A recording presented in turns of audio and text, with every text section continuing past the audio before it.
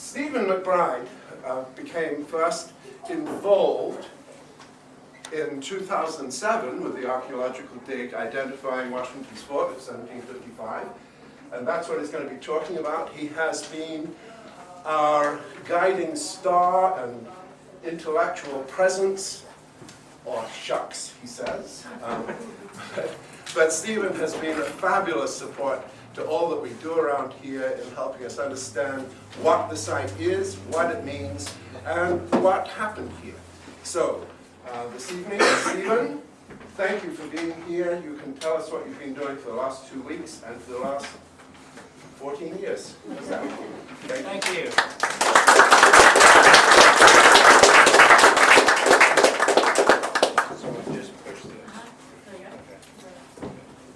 Well, thank you all for coming.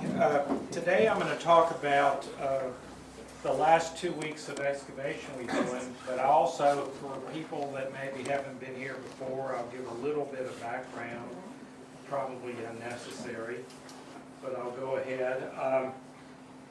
In 1754-55, there was a lot of tension going on in this region because of claims of this land by the French and the British and Native Americans. George Washington was instrumental in, as you all know, in kind of starting the French and Indian War in North America up there in 54. Then Braddock's campaign came in the summer of 55. After his loss in the Battle of Monongahela, more raiding started. 2 Virginia Regiment companies were founded out here, William Cox, or Cocky's, and John Ashby's. And they were ordered to build forts later on Patterson Creek, this being obviously the John Ashby one. This is an old map showing the location of Fort Ashby right up there relative to the head fort was really Fort Cumberland. Later in Winchester was George Washington's headquarters throughout the war, and later Fort Loudon was built there, which has had some archaeology on it as well. Washington ordered these forts to be built to protect the inhabitants and to escort wagons that were going between Winchester and Fort Cumberland. Cocky was ordered to build a fort farther up the creek, and Ashby was ordered to build one here on Charles Sellers, or sometimes Keller's lot 16, which is shown right here on this survey map. Cocky was much farther up the river. Here's some maps. This is a sketch map that George Washington made showing the road network here from Winchester to Fort Cumberland, with Ashby there shown on the map. So it was initially built to protect settlers here. Many of them actually left pretty early, but it was still garrisoned primarily to escort and protect these convoys that were going between Winchester and Fort Cumberland, which carried supplies as well as men. Washington ordered both of these forts to be quadrangular of 90 feet with bastions. He ordered Lieutenant John Bacon, who apparently had some engineering background. Later we found an order in 56 to Thomas Waggoner that suggests these forts had bastions of hewn logs, which would mean the curtain walls, which are these parts right here, would have been made probably of stockade, which are vertical timbers, while the bastions were made more like a log cabin with horizontal hewn logs.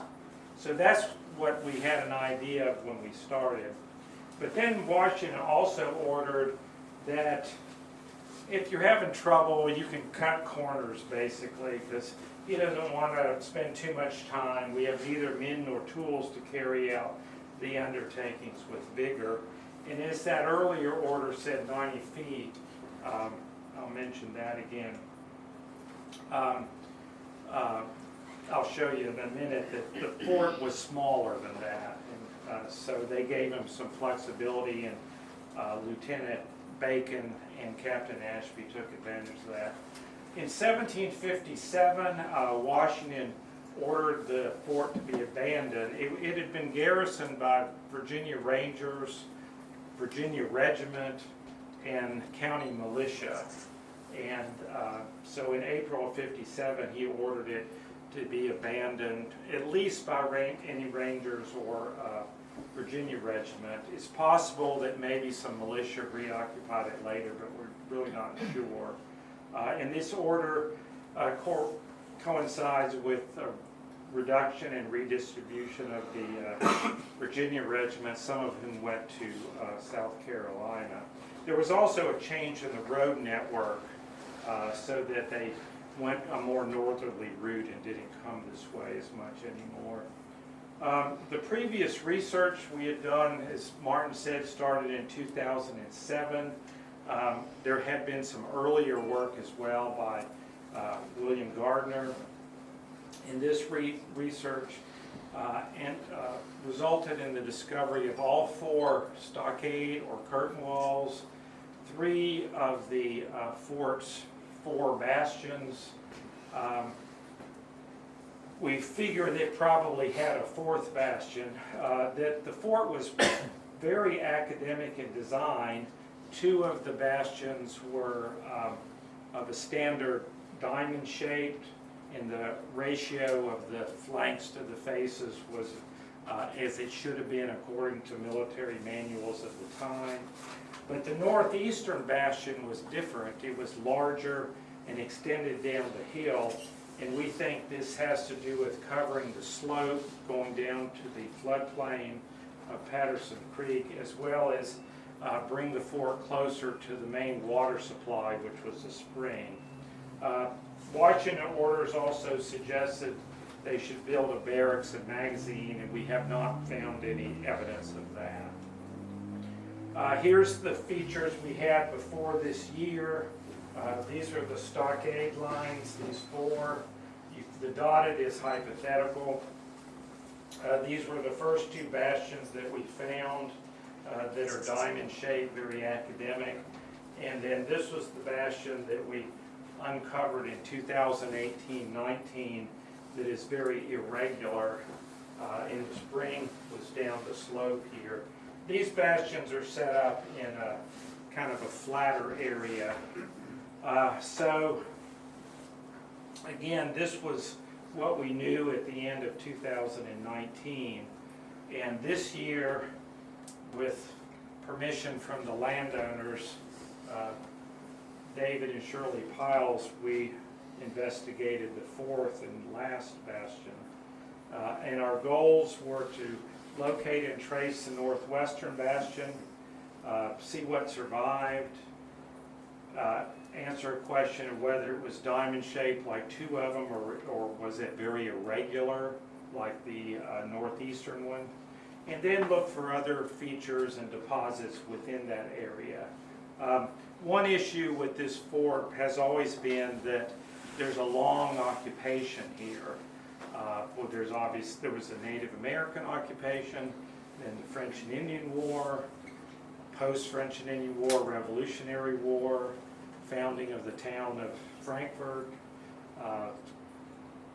and up to today. So when we're excavating, we find artifacts for that whole range of period, from Native American to plastic. So, and for this, to understand the French and Indian War, we really want to find deposits that we think only date to that period or close, and not be contaminated with later artifacts.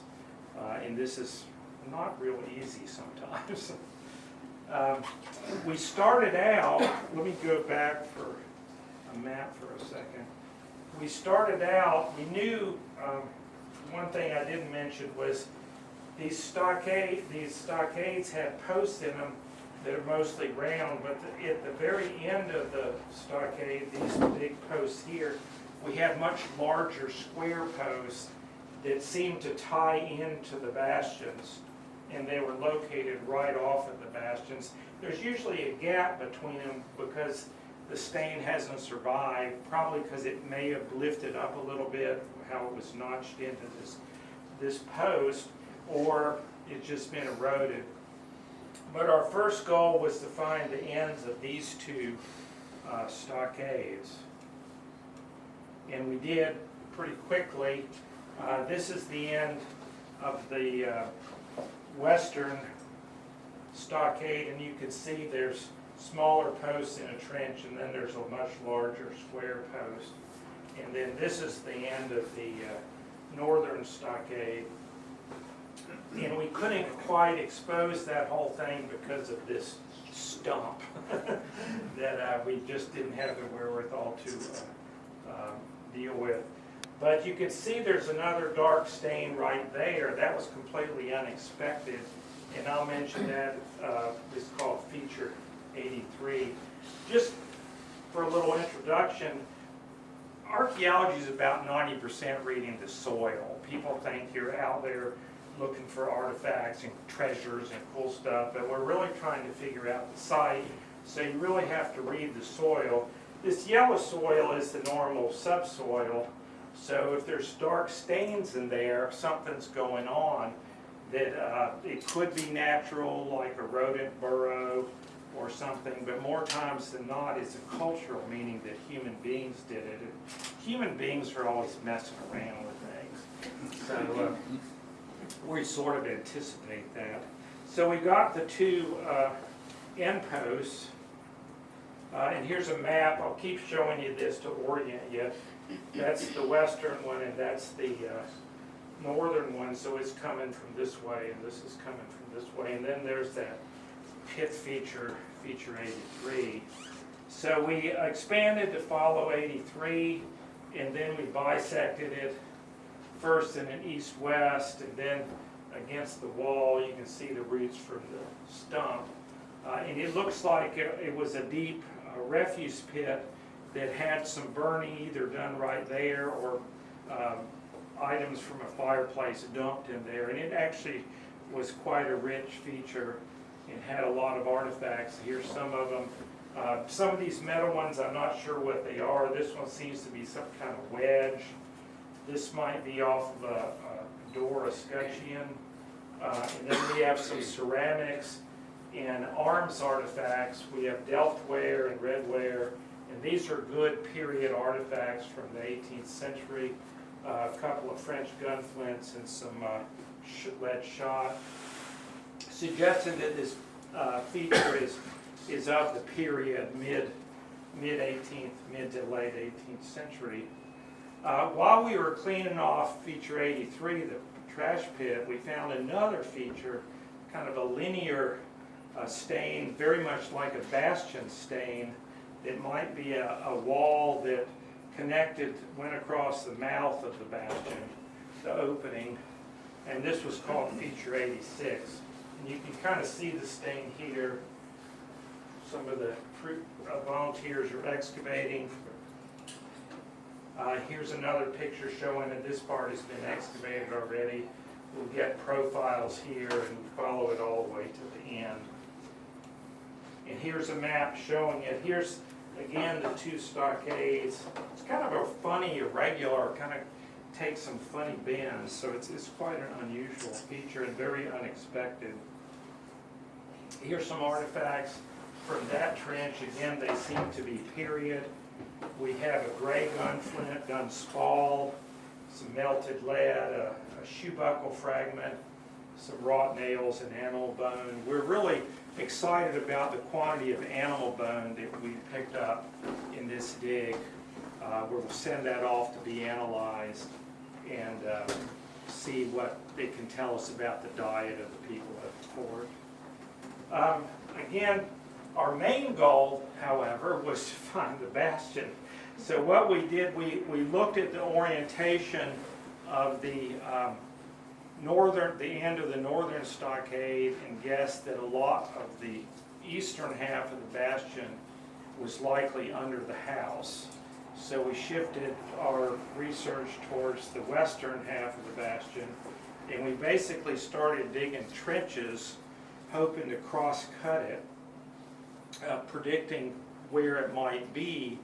But again, we had two different kinds of bastions we'd found already, the standard diamond one and then the more irregular one in the northeastern corner.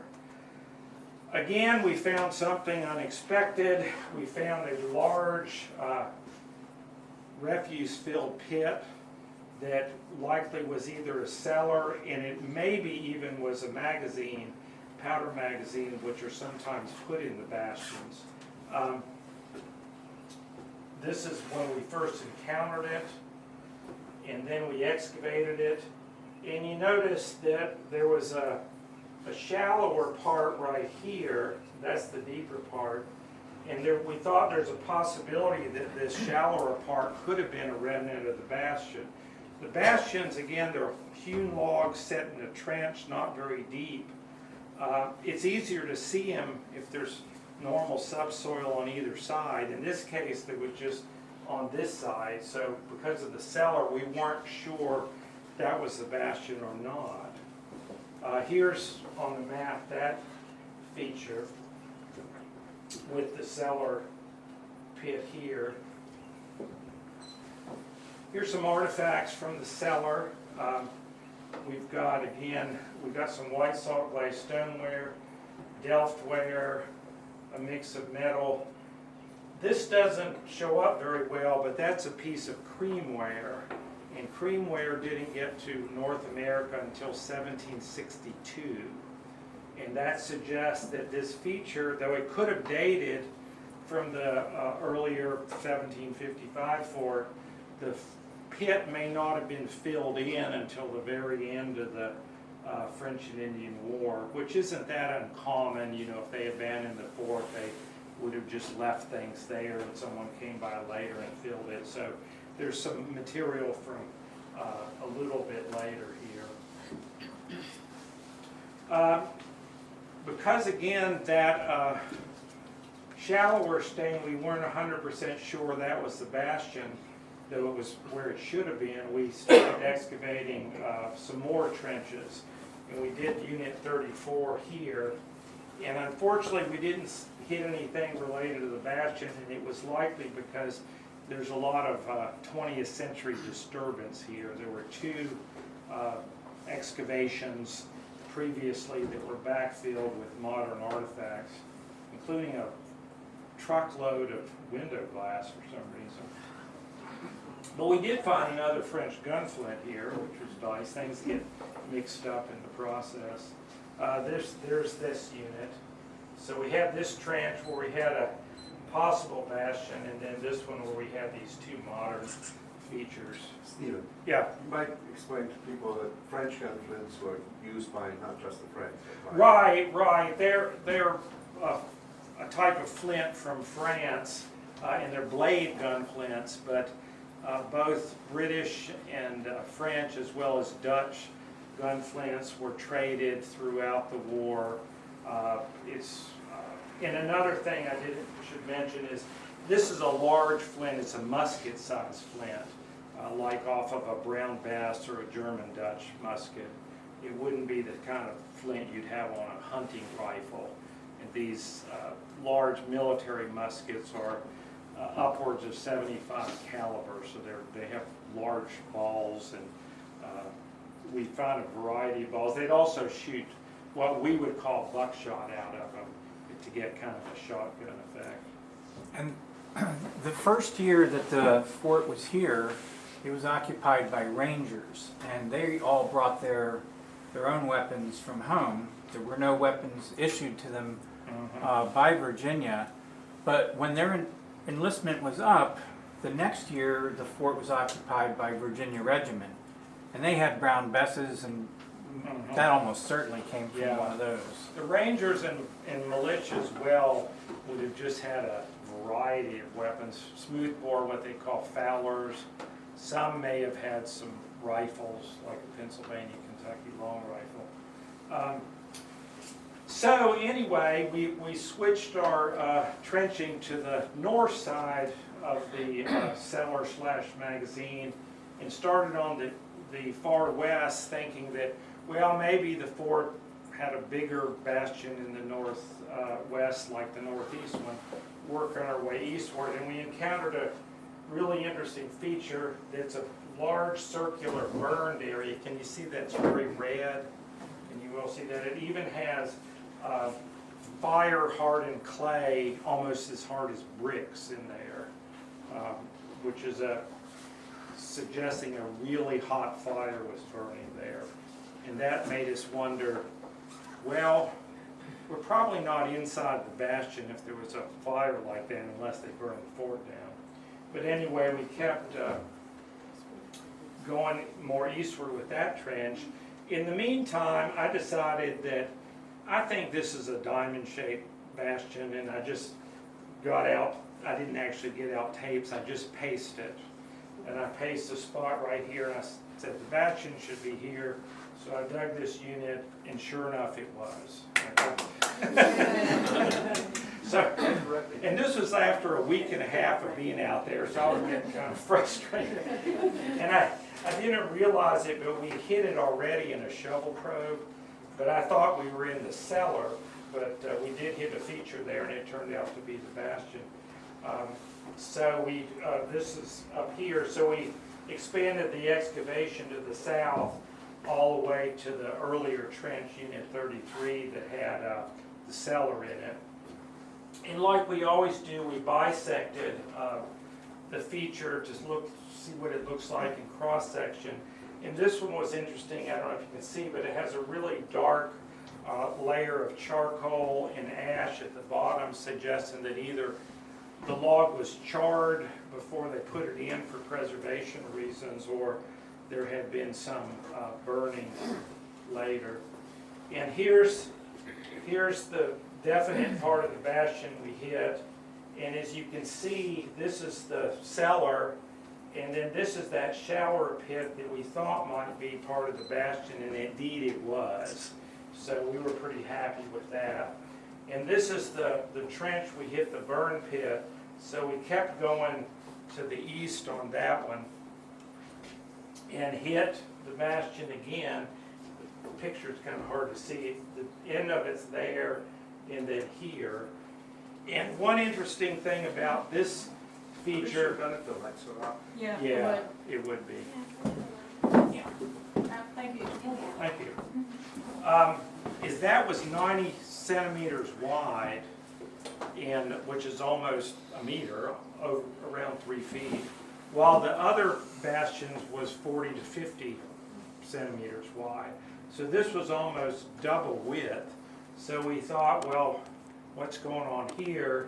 And maybe we're near the end of it, because what it would do is go and then come back, you know, when it gets to the point.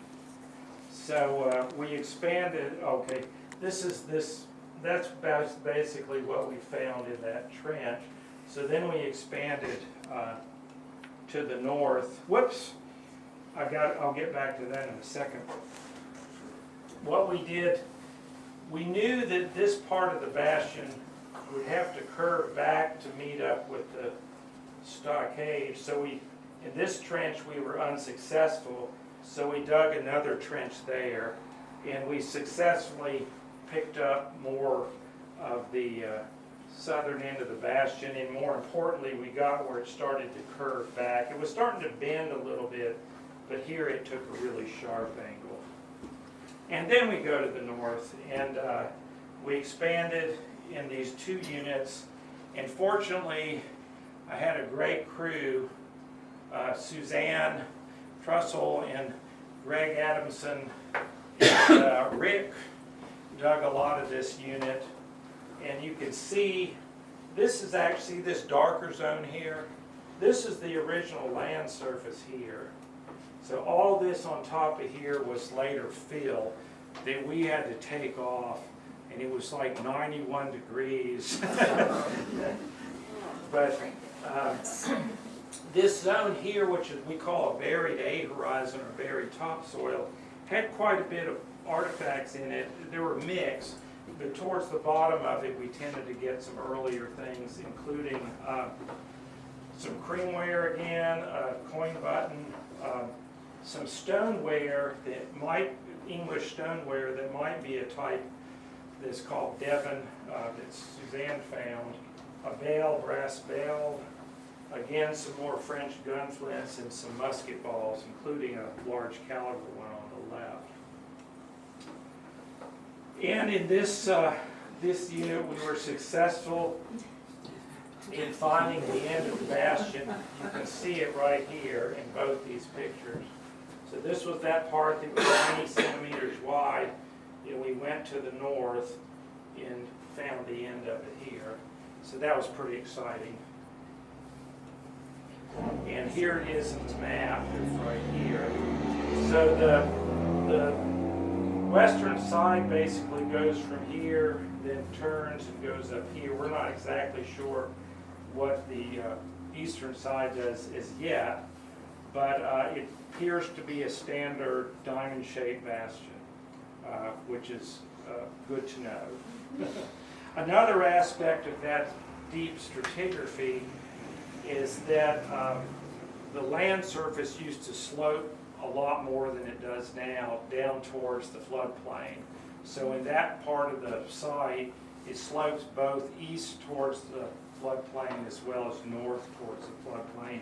And probably the eastern side of the bastion would have been a little bit downslope and taking care of that area, which military engineers call the military crest.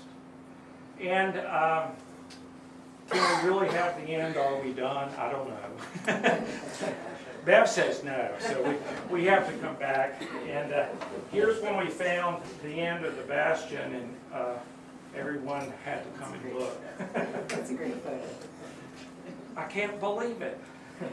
Fortunately, someone invented these pop-up canopies, which saved our lives. Kim put that together. Yeah, I do. And so we've got the northwest bastion. We think it's more of a diamond, standard academic diamond shape like the southeast and southwest. Sits on the crest. We found a wall that covers the mouth of the bastion, a large cellar, possible magazine feature, which may be related why they have this wall along the mouth, which the other bastions did not have, because they wanted to keep people out of the powder magazine, if that's indeed what it is. But it's the largest pit feature we found. We now found a number of burned areas outside the fort and some around the bastion, suggesting some burning took place. The artifact assemblage for the whole site was expanded greatly, especially faunal remains. So we'll send those off, as well as some flotation samples that we took from the features to look at plant remains. Usually the main plant we get is charcoal, but we also might have some seeds or nuts, again reflecting some diet. And we have to thank the project sponsors, especially David and Shirley Piles, our heroes.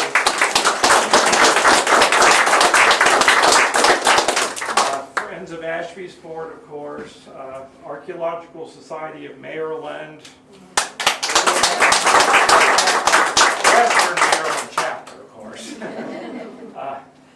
And Suzanne, too. Are you in the society? You're in the Suzanne. Yeah, okay. And Barbara and Martin, and then many past sponsors, including the DAR, Greg and the Pendleton Historical Society, and Potomac State College of WVU, which had a couple of field schools out here, and the recent past. And Katie Bridges right there, who helped get that set up. Here's some of the crew named here. I won't read all of them. And then here's other people that are not in the photo that came out. So thank you for all you guys and gals. We couldn't have done it without you. And again, we're under the canopy. And My beard seems to have turned white this last couple of days. I don't think it was like that when I got here. And our superhero.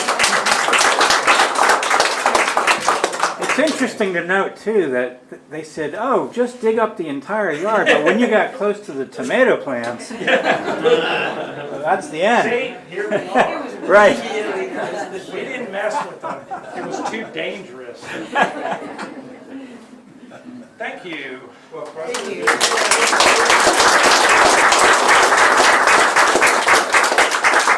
Yeah, I'll take some questions if they're really interesting questions. Hey, Just kidding. I'll take any question. Any questions? Yeah. I'd like to know more about the bones and what you're planning on doing with that and what you want to get from that information. Did everyone hear the question? It was about the animal bones we found and what we hope to learn. We were really happy because most of the bones we excavated this season were in really good shape. Some years past, I think because of water issues, some of them were pretty crumbly. But the larger fragments, particularly if you have an end bone, they're identifiable to the species. And what we do is send them to an archaeozoologist that specializes in identifying them. And they'll do a number of levels of analysis. They'll look at the individual level, biomass, how much meat's represented, cuts of meat, particularly on more recent sites that have professional butchering, but in this case, not so much. But they'll look at butchering, evidence of butchering, cut marks. Later, you tend to get more saw marks, chop marks. But what we really are interested in is the dietary information. Are they eating, what we found in the past is a mix of domesticated animals and wild, particularly pig, usually pig one, deer second, and then some cattle third, and then a mix of smaller, usually wild game like squirrels or rabbits, but also you might get some chickens, you might get some turkeys, you might get a little bit of fish. We don't tend to get much fish on these sites, which is always a little bit surprising. And one issue with cattle is that one cow has a whole bunch more meat than like a dozen hogs. So they'll do this analysis of biomass and how much meat this individual could represent. They'll do a minimum number of individuals. Like if you have a left radius, it represents one animal.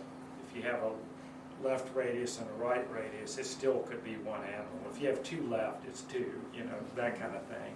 So they'll do that kind of analysis.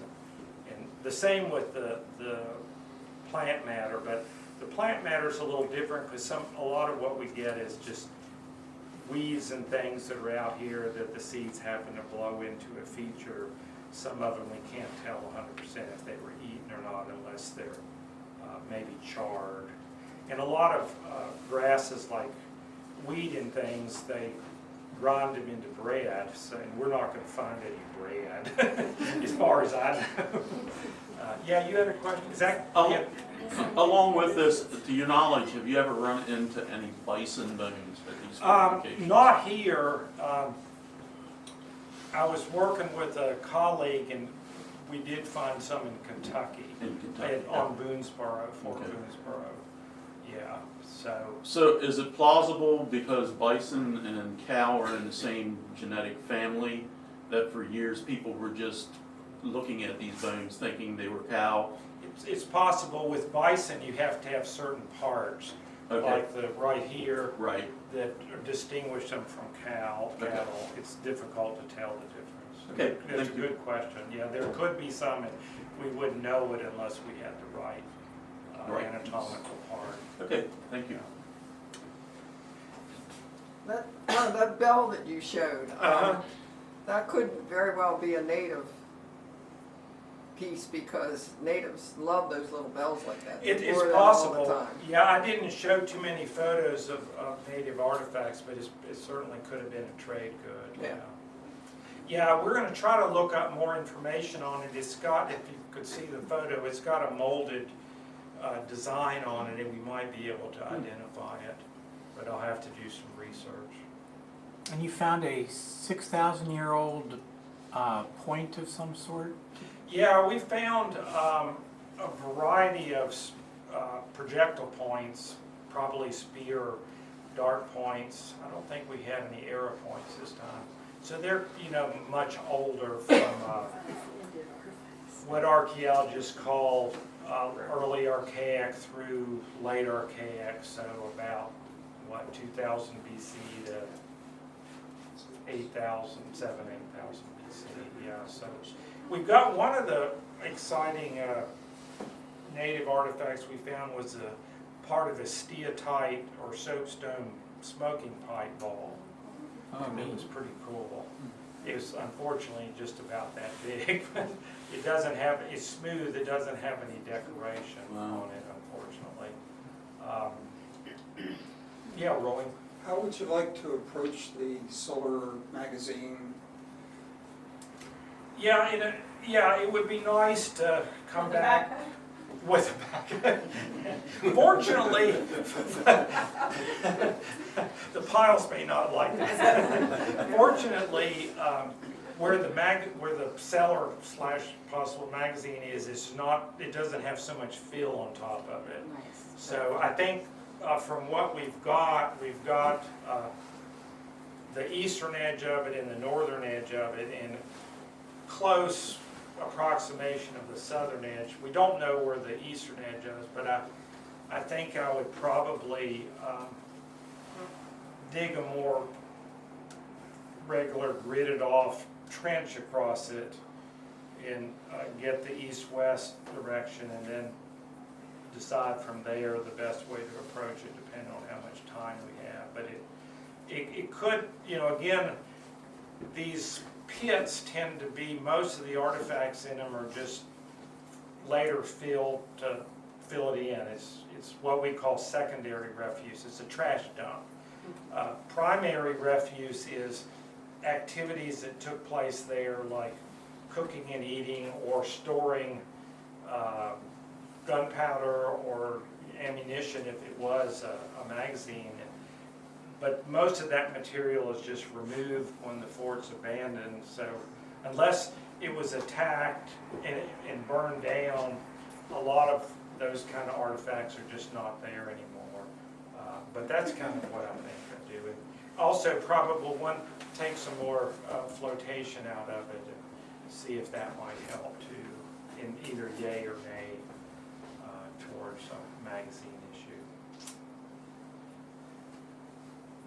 Another one. Yeah, sure. So you've done a lot of post holes here. Yeah. Through the years. Was there anything definite at the bottom as to the species of tree that was being used that you were able to find? They're 100% white oak. Okay, thank you. Follow up, how can you tell? Because the archaeoethnobotanist can identify species. Based on the imprint?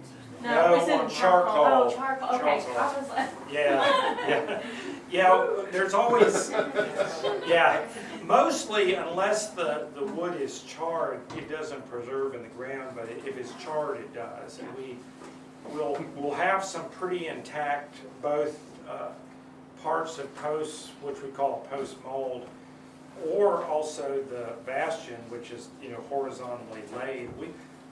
I guess it was in 19. We had a big chunk of bastion, like it was been just the bottom part of it like that, but it almost looked like a board. It had been charred. And again, sometimes these wood they'll char them for preservation. So we don't really know if that's a post-fort burning or if it was just during the construction. And sometimes they'll be so hot they'll turn the soil around to red. But that one pit I showed you, it was away from the fort, so there was just a serious It could have been a large campfire, it could have been some sort of cooking station or some other processing station where they used fire to do something. Can't help but point out that last question came from Dr. DeGraw, who is the dendroarchaeologist who is speaking next. I thought you had a new trick. I didn't know. No, it's charcoal. It's pretty good pieces, you know, that will, some pieces we'll find while we're excavating, and then this flotation I mentioned, what we do is we just put soil in a bag, and then we take it to the lab, and there's a tank called a flotation tank, and it'll agitate the soil, and lighter things will float to the surface like charcoal, and then we have a mechanism for recovering those. The heavy ones will sink and go through the drain pipe, but we have like cheesecloth mesh there, so we'll catch what's called the heavy fraction as well. So we'll have light fraction which floats and heavy fraction. The heavy fraction is usually things like small pieces of rocks or even artifacts that are just tiny. And that's why when we do the flotation, I usually kind of screen it first, because I don't want a whole bunch of artifacts to go to these guys, and they will send me the report at the last minute, and I have the rest of the report done, and all of a sudden there's a bunch of artifacts in there. It's like, I gotta change my report. But anyway, okay. Well, thank you all for coming.